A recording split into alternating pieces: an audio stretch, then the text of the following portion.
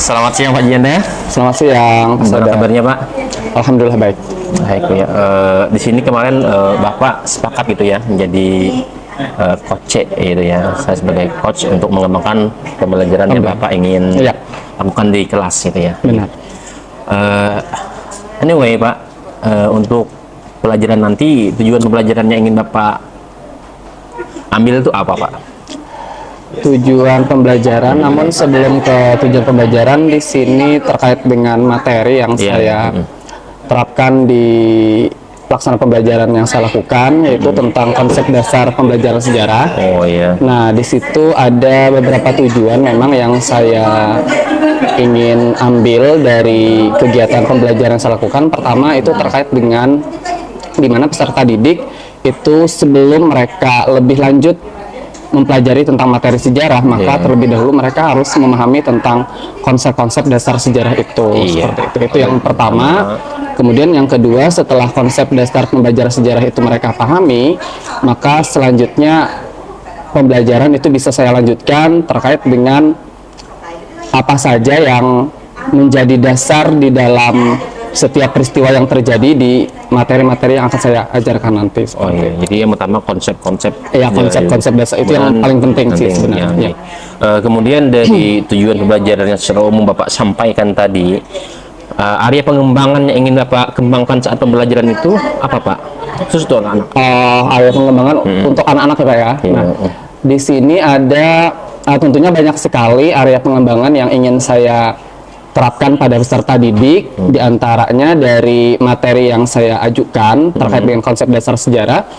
Di situ saya menerapkan adanya sistem kerja kelompok seperti itu, kooperatif kerja kelompok, di mana nanti selesai mereka bekerja kelompok, kemudian di situ ada tugas akhirnya adalah presentasi. Nah, di mana dari kegiatan presentasi itu tentu dari kerja kelompok sendiri itu sudah menjadi area pengembangan untuk peserta didik itu sendiri, karena pertama peserta didik itu tidak hanya bisa bekerja secara individual saja, namun mereka juga bisa terlibat secara kelompok, kemudian seperti bekerja kelompok, kemudian bisa bertukar pikiran dan sebagainya.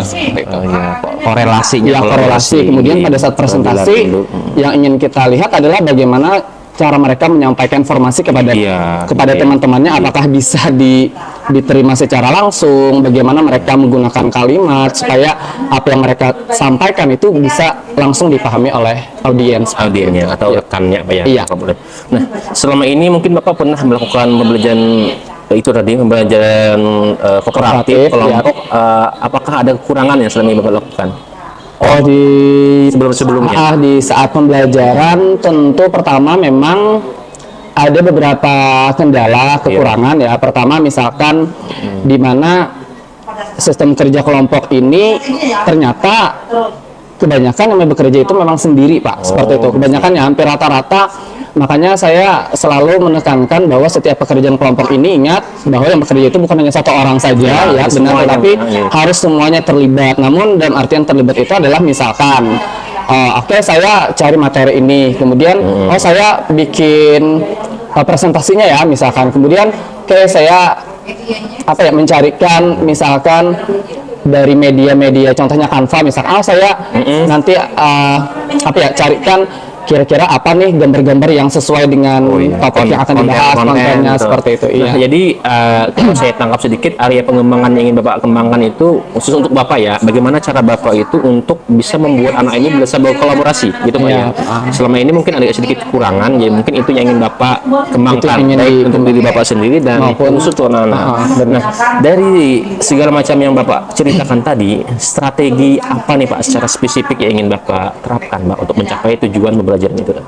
Strategi ya Pak ya. Strategi yang ingin saya terapkan secara spesifik, tentunya pertama memang strateginya adalah mau tidak mau saya ya harus menerapkan pembelajaran kooperatif tadi, karena memang peserta didik ini tidak bisa diarahkan secara langsung hanya secara individual saja, namun mereka dilatih secara aktif untuk bekerja kelompok. Karena apa? Karena pertama tadi saya katakan bahwa banyak ketika diperintahkan untuk bekerja kelompok, namun bekerjanya hanya sendiri. Nah, seperti itu.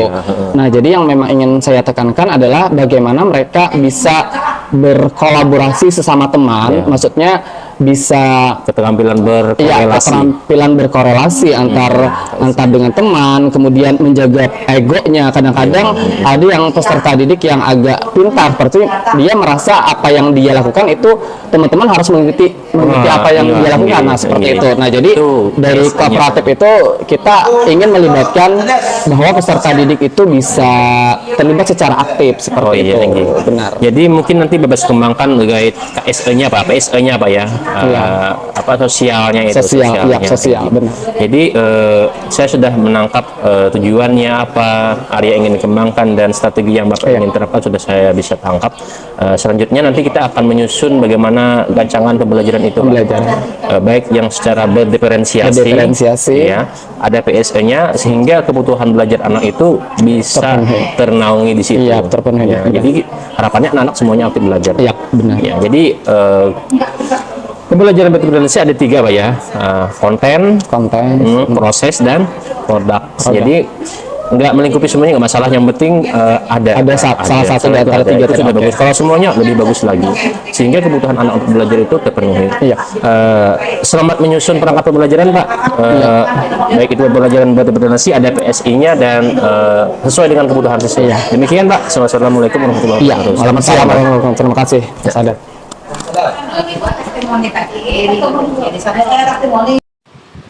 Assalamualaikum warahmatullahi wabarakatuh. Waalaikumsalam warahmatullahi wabarakatuh. Oke, selamat pagi. Bagaimana kabarnya semuanya? Baik. Alhamdulillah.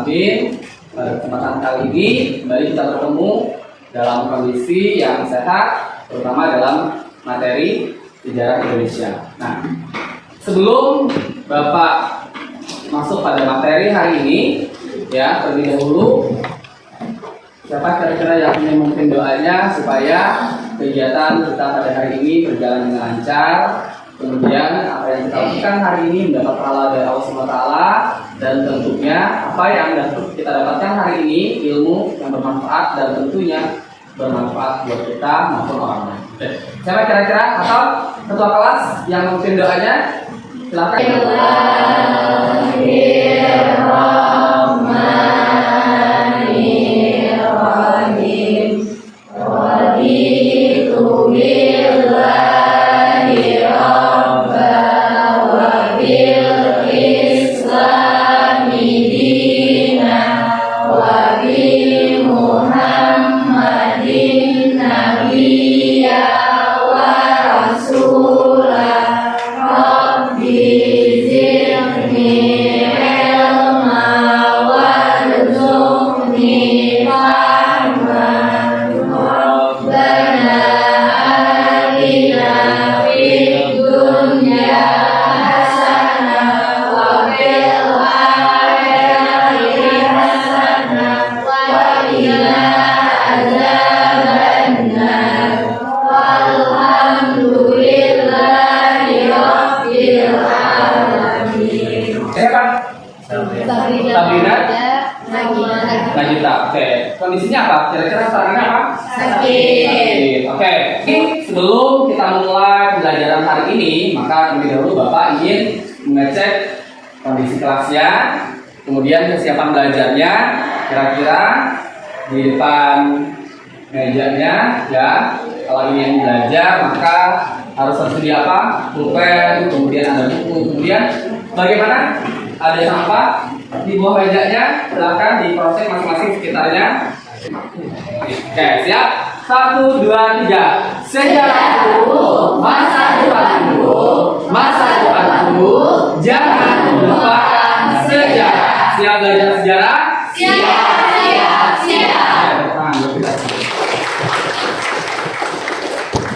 Berikutnya, kompetensi dasarnya adalah konsep dasar sejarah itu meliputi nanti ada berpikir secara kronologis, kemudian diakronik, sinkronik, ruang dan waktu dalam sejarah. Jadi secara mendasar ada beberapa poin inilah yang menjadi konsep dasar sejarah. Lanjut lagi. Berikutnya, ini adalah tujuan pembelajaran pada hari ini. Oke, misalnya ada yang tidak terlihat ya.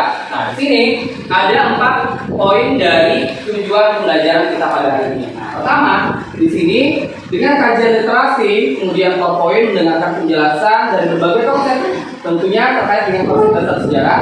Nanti kalian mampu menunjukkan sikap apa yang ingin kita lihat, yang ingin kita tanamkan pada diri kita adalah sikap santun, kemudian sikap disiplin, dan percaya diri dalam menjelaskan unsur-unsur yang dibahas dalam kejadian atau peristiwa dari sejarah. kok sampai ke Pegangsaan Timur.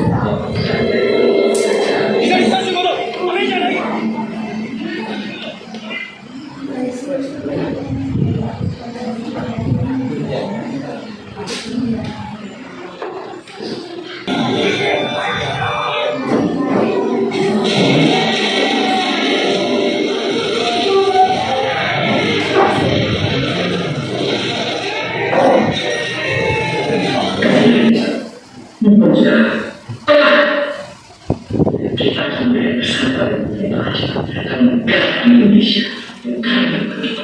Hanya kita meneriakan ibu kita masing-masing. Dan yang penting itu kalau tidak, tetap penting sekali kita menjaga situasi supaya tidak kacau, sehingga tidak terjadi tumbuhan dana hidup yang tidak bertahan. Tidak ada yang terjadi. Hari Rabu, tanggal 15 Agustus 1945, sekitar pukul 11:30 malam, para pemuda yang berdiri kanan dan Darwis datang ke rumah Soekarno di Pegangsaan Timur, nomor 96 Jakarta.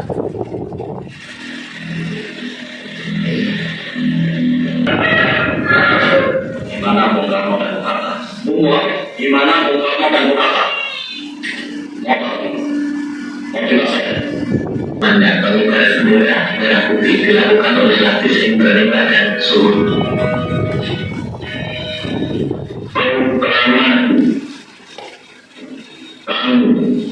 Bangsa Indonesia dengan menyatakan kemerdekaan Indonesia. Hal-hal yang mengenai pemindahan kekuasaan dan lain-lain diselenggarakan dengan cara bersama dan dalam tempo yang setingkat-tingkatnya. Jakarta, 17 Agustus 1945, atas nama bangsa Indonesia, Soekarno, Hatta. Apakah dasar jika masih terbaham, silakan ulangi kembali skillnya, dan jika tidak Video, apa yang kalian simak dari video tersebut? Ada yang menambahkan informasinya, kira-kira bahwa berbagai peristiwa atau rentetan peristiwa yang terjadi yang menyertai sehingga peristiwa proklamasi itu terjadi. Dimulai dari masuknya Jepang ke Indonesia, kemudian apa lagi? Kehancuran Jepang oleh tentara Sekutu, ya, tadi, ya, terjadi penculikan atau pengasingan Insinyur Soekarno dan Hatta.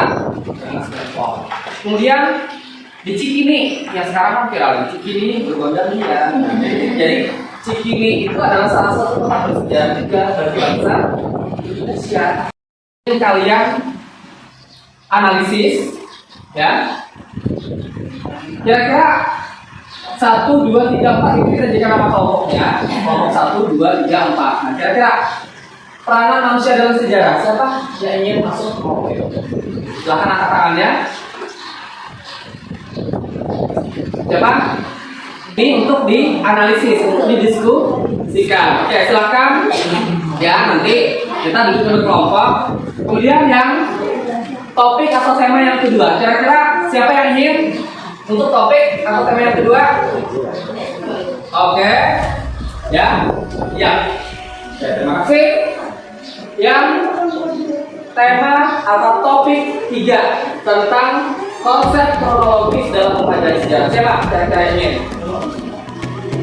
Oke, di sini 4 orang, 2 orang, ya. Dan yang terakhir, topik yang terakhir, kira-kira siapa yang ingin menganalisis tentang topik ini? Kira-kira kelompok yang terakhir, berarti sisa ya, sisa yang tidak mengangkat tadi. Oke, nah, ya, ini kelompok.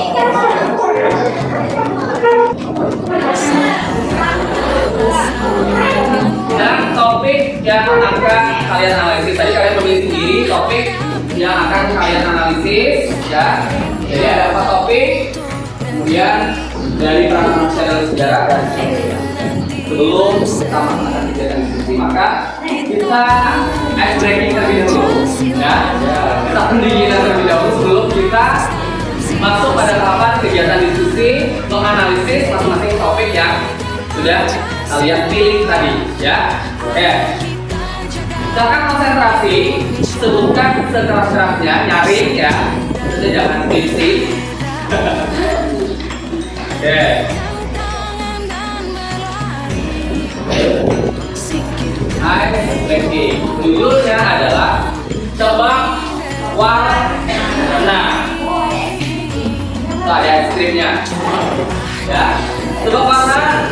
Silakan 1, 2, 3. Nah, oh, sudah. Kayaknya kalau tahu tampilan hitam.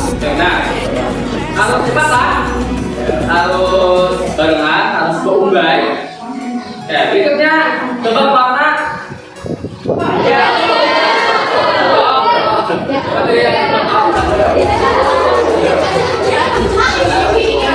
Warnanya adalah ya, berikutnya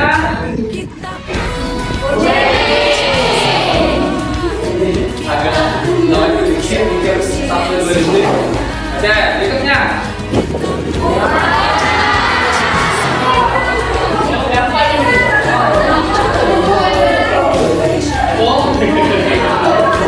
oke, berikutnya lagi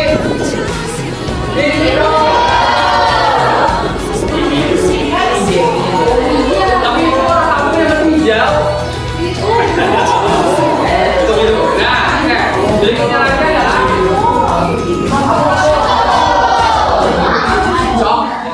cok, belum rambutnya ada cok. Oke, berikutnya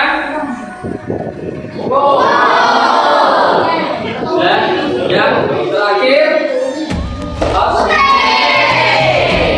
oke, bentar.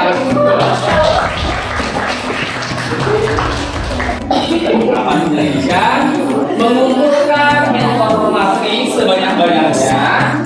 Waktu dalam sejarah, kelompok 3 adalah konsep kronologis dalam mempelajari sejarah, dan kelompok 4 adalah konsep berpikir diakronik dan sinkronik dalam mempelajari sejarah. Oke, silakan dimana sekarang, silakan kalian berdiskusi, analisis, cari informasi sebanyak-banyaknya terkait dengan topik yang sudah diberikan.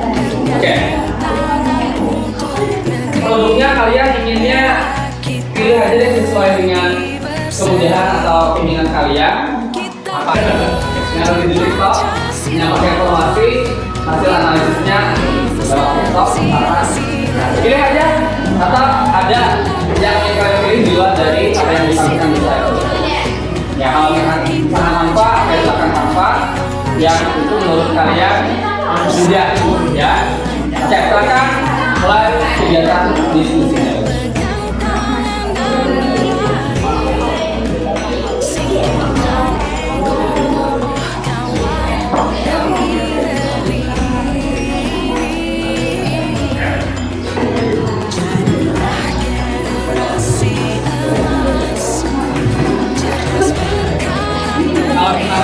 Bagi aja kelompoknya siapa yang langsung aja ke kanvas.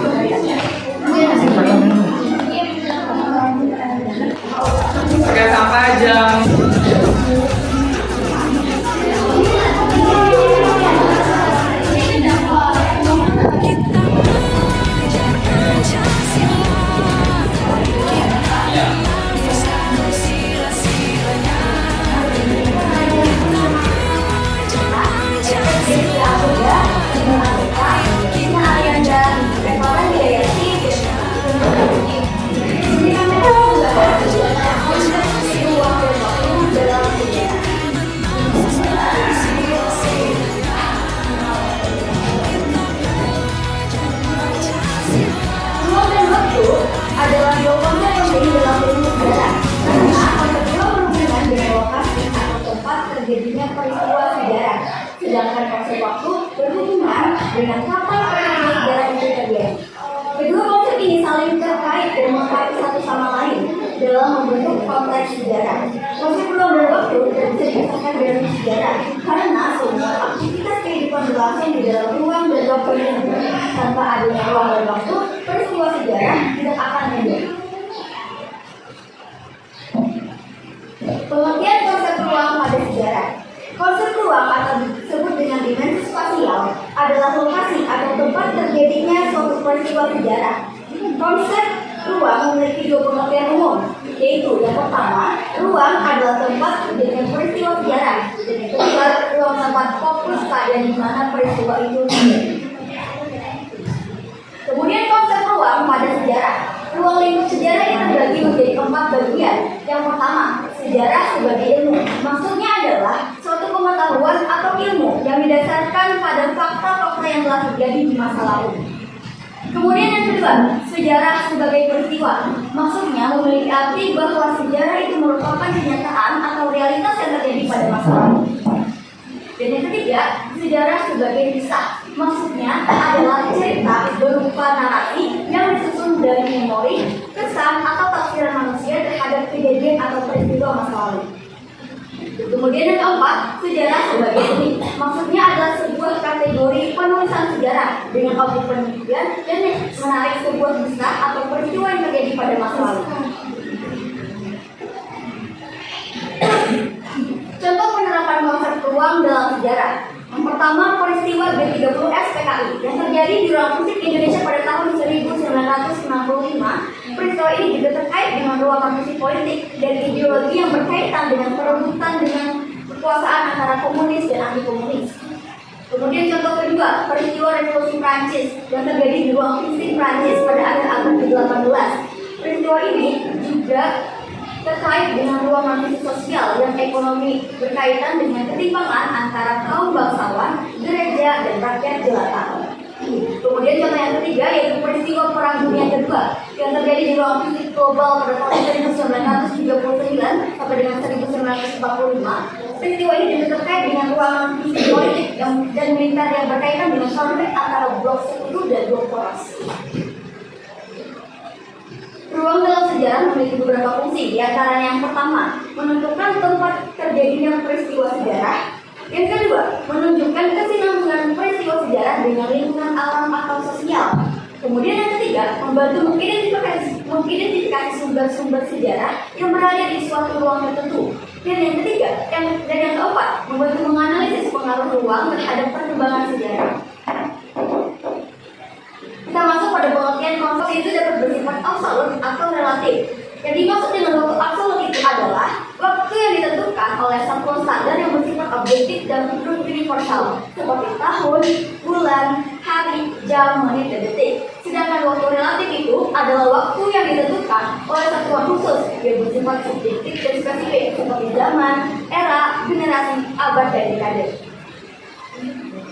Konsep waktu pada sejarah ini terdiri dari 4 bagian. Yang pertama konsep perubahan, yang kedua konsep pengulangan, yang ketiga konsep kesinambungan, dan yang keempat konsep perkembangan. Contoh penerapan konsep waktu dalam sejarah. Yang pertama, contoh peristiwa G30S PKI yang terjadi pada waktu absolutnya yaitu 30 September 1965. Peristiwa ini juga terkait dengan waktu relatif era Orde Lama di Indonesia.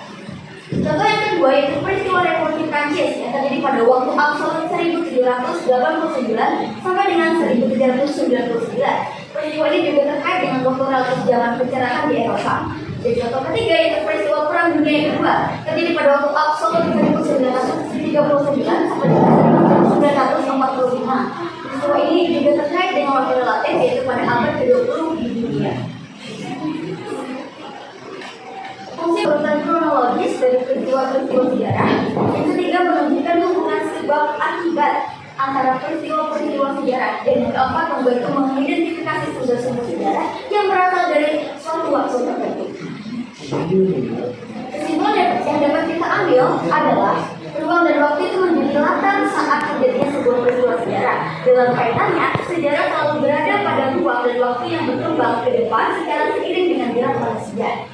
Itu bukan presentasi, tapi itu masalah hati. Maaf jika presentasi dekat dari kamu kurang sempurna, karena yang sempurna hanyalah kita yang hidup pernah bersama. Sekian dari saya. Ada yang ingin bertanya, akan kami beri jawaban. Bukan sebuah harapan, karena kami di sini ingin presentasi, bukan ingin mengisi hati yang sedih. Jalan-jalan bersama Janda dan kamu diri saya. Terima kasih atas perhatian Anda, and see you next time. Wassalamualaikum warahmatullahi wabarakatuh.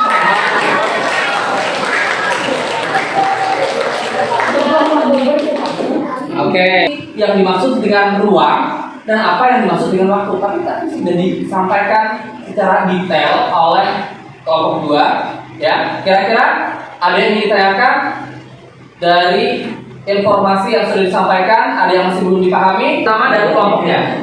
Ya, langsung aja. Assalamualaikum warahmatullahi wabarakatuh. Waalaikumsalam warahmatullahi wabarakatuh. Saya perwakilan dari kelompok 3 ingin bertanya ke kelompok 2. Mengapa konsep waktu sangat penting dalam sejarah? Terima kasih. Assalamualaikum warahmatullahi wabarakatuh. Waalaikumsalam warahmatullahi wabarakatuh. Perkenalkan, saya Maulida Rahmi dari kelompok 4 ingin bertanya kepada kelompok 2. Apa saja 4 konsep waktu dalam sejarah? Itu saja pertanyaan dari saya. Terima kasih. Saya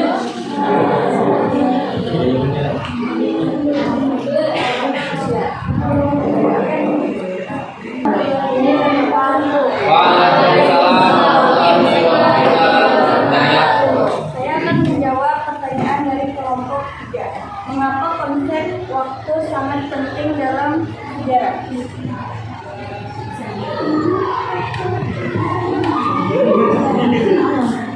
Paling penting dalam ilmu sejarah, konsep ruang berhubungan dengan lokasi atau tempat terjadinya peristiwa sejarah. Sedangkan konsep waktu berhubungan dengan kapan peristiwa sejarah itu terjadi. Kedua konsep ini saling terkait dan melengkapi satu sama lain dalam membentuk konteks sejarah. Konsep ruang dan waktu tidak bisa dipisahkan dari sejarah, karena semua aktivitas kehidupan berlangsung di dalam ruang dan waktu tersebut. Tanpa adanya ruang dan waktu, peristiwa sejarah tidak akan terjadi. Kira-kira apakah sudah jelas? Ya, kenapa itu salah satu alasan kenapa ruang, mungkin ini bisa langsung nyambung dengan kedua tadi ya, antara ruang dan waktu. Kenapa sih itu sangat penting? Karena tadi yang sudah disampaikan oleh kelompok 2, kalau tidak ada ruang dan waktu, maka sejarah tidak akan bisa terjadi. Nah, seperti itu, terutama ruang, atau tadi sudah disampaikan, mungkin bisa masuk ke slide yang ada tadi itu pengertian ruang. Bisa operator masuk ke slide tentang ruang. Nah, ini nih. Ini ya, mungkin ya. Benar ya tuh?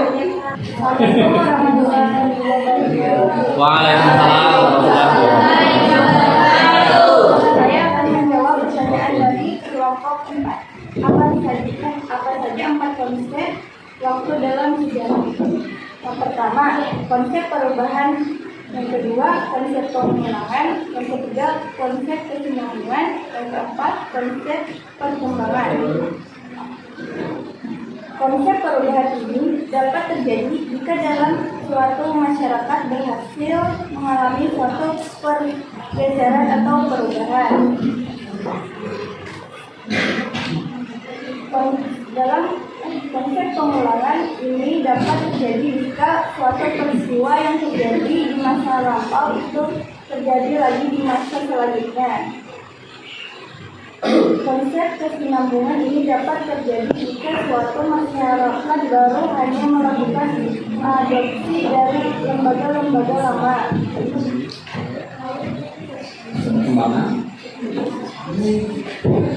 Konsep perkembangan ini dapat terjadi jika masyarakat yang mana juga berperan sebagai objek dan objek dari sejarah bergerak dari satu bentuk lainnya. Oke, itu ya. Nah, itu dari waktu itu akan terlihat adanya konsep pengulangan, ya. Kemudian adanya kesinambungan dan perkembangan. Yang kita lihat adalah bagaimana peristiwa atau kejadian yang terjadi. Nah, konsep perubahan, sesuatu yang berubah jelas. Misalkan kalau kita lihat ya dari, atau kalau berubah itu biasanya lebih sering kita berubah itu berubah itu apa? Ultraman, benar ya? Spiderman, Spiderman berubah, berubah itu. Apa yang bisa kita lihat dari itu?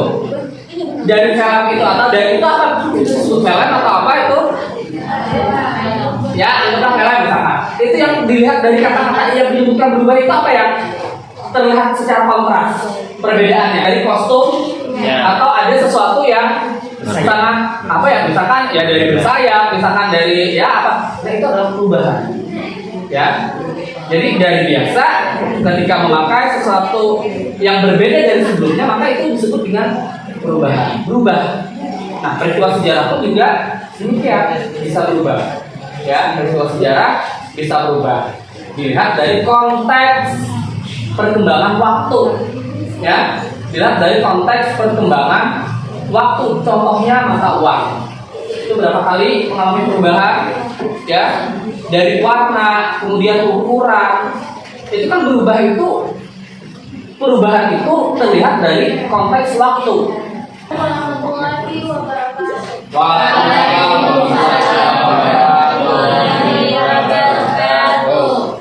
Perkenalkan, nama saya Ibu Maria dari kelompok 1, ingin bertanya kepada kelompok 2, jelaskan apa yang dimaksud ruang non-visi politik dan sosial. Terima kasih. Wassalamualaikum warahmatullahi wabarakatuh.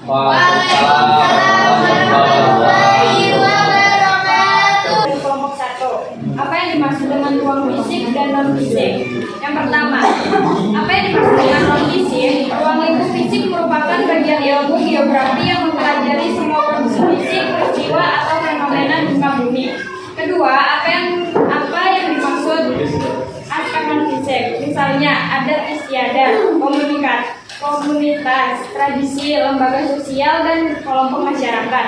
Aspek ini membahas hal yang berkenaan dengan unsur pendidikan, agama, bahasa, kesenian, dan budaya yang ada di suatu negara. Sekarang saya di sini ingin menjawab pertanyaannya kelompok 1. Jelaskan apa yang Dimaksud dengan sejarah sebagai seni. ya. Ya, sejarah sebagai seni. Sejarah sebagai seni memiliki maksud sebagai suatu yang baik dan juga oleh sebagai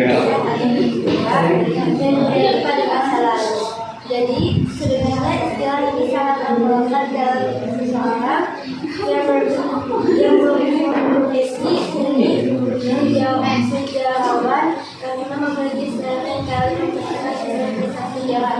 Ada 4 contoh, yaitu satu seni tradisional, 2 seni patung, 3 seni pahat, 4 seni akustik, dan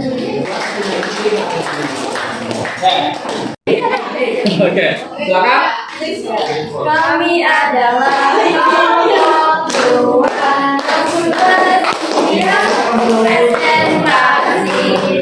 karena kami selalu semangat dan juga kompak serta ceria. La la la la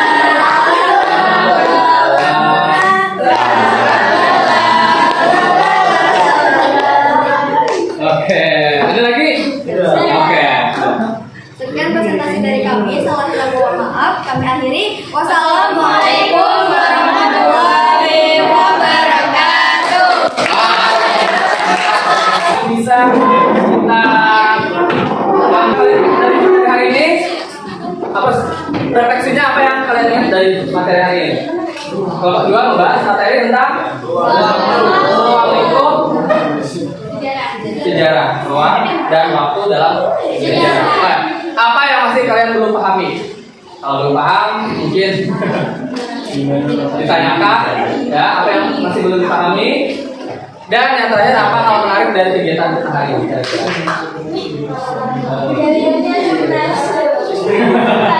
Ice drinking, apa lagi? SLR. Oke, itu kira-kira ya. Oke, demikian mudah-mudahan apa yang sudah kita lakukan hari ini itu ada manfaatnya buat kita. Terima kasih kelompok 2 sudah presentasi dan terima kasih juga kepada kelompok 1, 3, dan 4 sudah sangat luar biasa juga pada hari ini.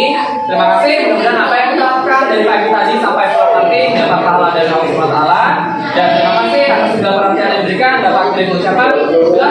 Assalamualaikum warahmatullahi wabarakatuh.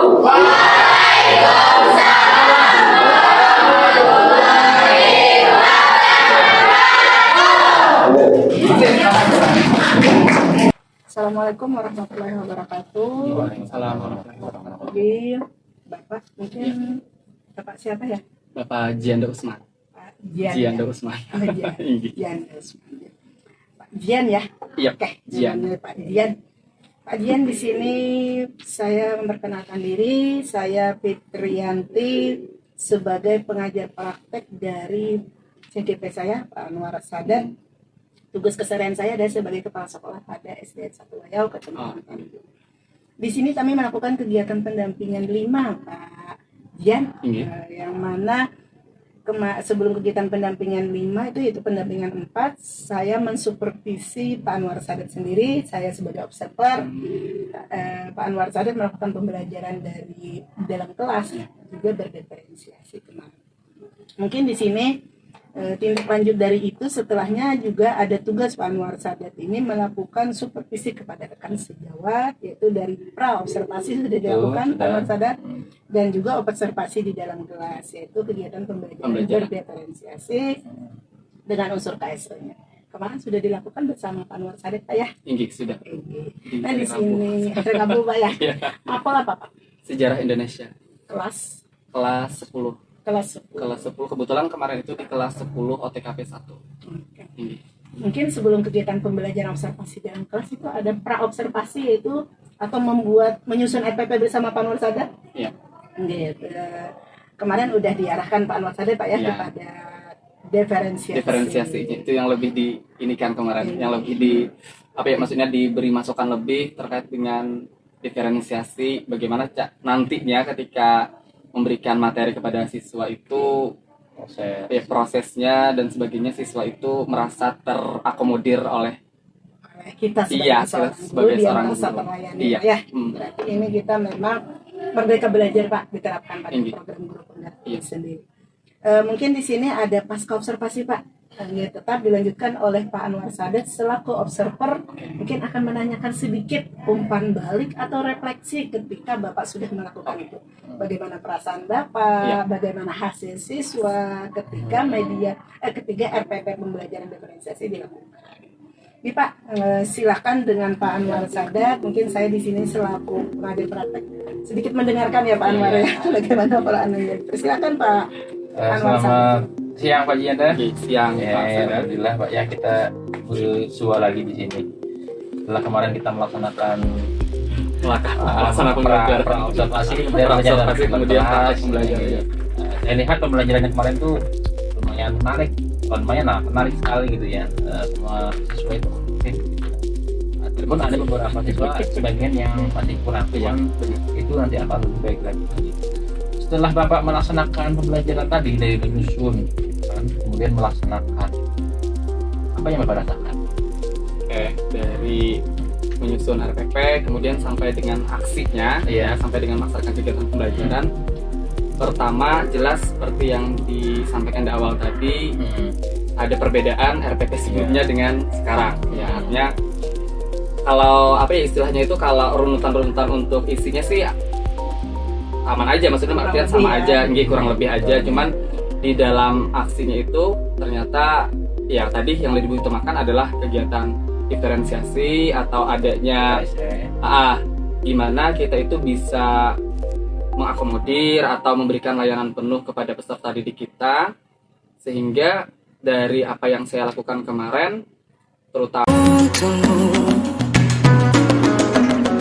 sadarilah masa berganti.